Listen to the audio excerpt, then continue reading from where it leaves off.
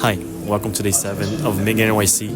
It's currently 6:30 p.m. I'm on the subway station waiting for the train to go to my girlfriend's apartment. It's our 6-month anniversary today, and yeah, I know, very special day. It's a very rainy Sunday and busy Sunday. I've been basically home all day doing work for my job. For today's video, I want to talk about some things that I've learned after living in New York City for a couple months. Things that I didn't really know about, and things that I guess I wish I knew before coming here so I could get more prepared. First train of my journey to Uptown Manhattan is arriving. We're taking the R train up to Queens Plaza.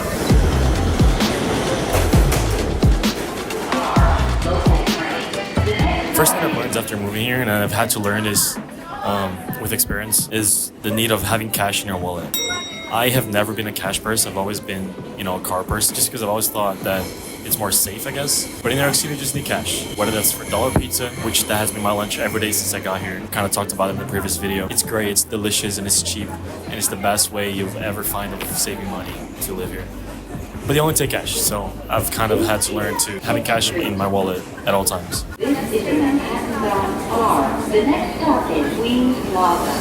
Lesson number 2 that I've kind of had to learn the worst possible way after moving here is there are stairs everywhere, and I cannot imagine what it's like to live here if you have a disability or if you're in a wheelchair, because oh my god, especially with the subway, there's very few stations who have like elevators and such for people with disabilities.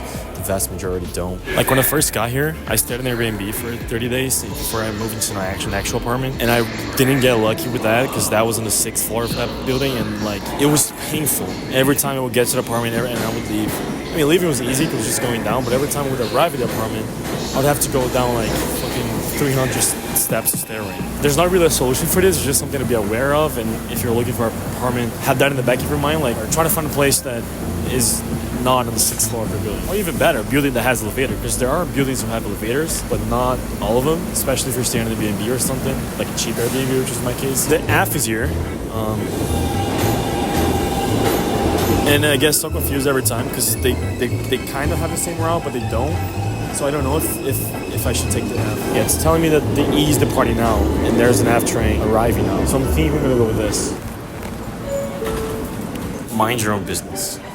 In New York City, this goes without saying, everybody knows about this, but the amount of homeless people is absurd, and you will have situations in which, you're walking the streets at night, or you're the only person in the subway car, and there's going to be a homeless person who is going to be, singing or dancing or talking by himself, and what you need to do in these situations is pretend they're not there. By doing that, if you make eye contact or if you react to it or something, it's almost like they realize that, okay, someone's paying attention to me, I'm in real life, and then it makes them do whatever they're doing but worse, and to you. Yeah, I found that if you encounter one of those situations, the best thing you can do is probably ignore what's happening around you. Do your best, obviously, to stay safe, but pretend it's not there. Okay, we're at Rockefeller, time to transfer to the D train. Okay, thing number 4 that I've had to learn since I moved to New York City. There's always something in New York City, at all times, 24 hours a day, 7 days a week, 365 days a year. And while that's like pretty sick and one of the reasons why I moved here, it can also be a huge source of FOMO, fear of missing out. I've always dealt with FOMO my whole life. I'm a big dreamer. I'm always like wanting to do everything everywhere at all times. And that's kind of like suffocating at times. But since I got here, that got even worse. It wasn't until my 2nd month here, like around mid-October, that I've learned that it is okay to be doing only one thing and miss the other 300,000 things that you're missing that day, because they're going to happen again. A lot of the things that happen around the city are things that happen on a weekly basis. So like if you stay on top of what's happening in the city with the websites and if you read articles, you will find the same event happening next week. So it's a matter of, I guess, prioritizing things that happen only one day, or only 1 week or something. All right, in the D.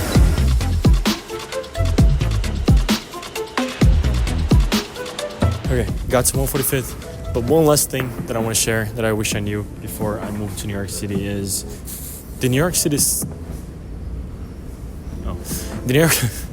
subway system is good, it's organized, but at the same time it can be really unpredictable. More times than I can remember, a rat.